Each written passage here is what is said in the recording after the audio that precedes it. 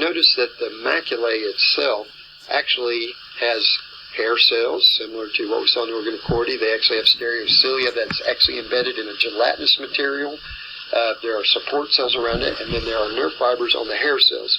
Now, we have some calcium carbonate granules called otoliths that actually are on the, and together they're called the statoconia.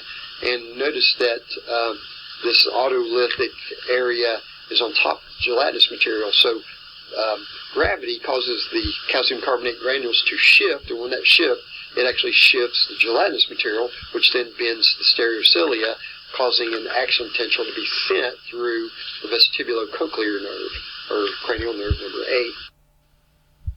And again, you can see the stereocilia coming off the hair cell. You can see the nerve endings that surround that. So if we move those stereocilia displacement, then it actually causes the sensory nerve to send a message.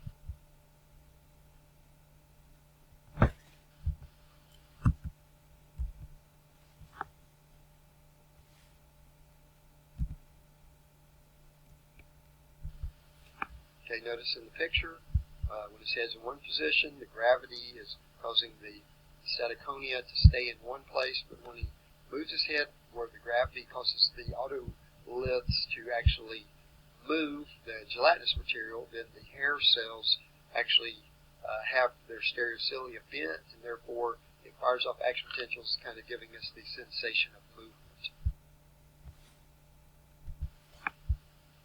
Again, we can see these two factors, again, controlled by gravity, tilt of the head, or movement, which creates the gravity. Okay, next we have our semicircular canals, which are 3 fluid-filled canals, and they're oriented in the different planes, so we know we live in a 3-dimensional world. So we have these areas called ampulla, these large bases of the semicircular canals, and we see that we have our membranes in there with our endolymph fluid, and then we have some structures that called crista ampullaris, which are the structures that are within each of those enlarged bases called the ampulla.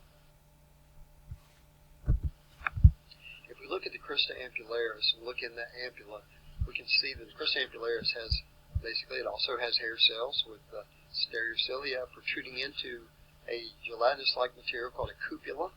We have the support cells around it, and again we see our sensory nerves that are attaching to the hair cells. And then, now, whenever we move in one of those directional planes, then the fluid is kind of like if you've ever used a level. And if you use the level, you've got some fluid and a bubble in the middle of it. You try to line the bubble up between 2 points the way you move your level. So we have a very similar thing going on here. Whenever we move in a certain direction, we have the fluid going past the cupula, causing it to bend in a certain direction, usually opposite from the direction of the rotation.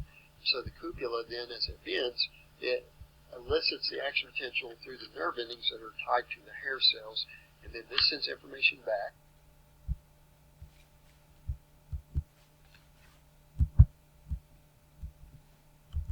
And the information from this goes back to our cerebellum, which we found out was responsible for, one of the main things responsible for is balance and our sense of position.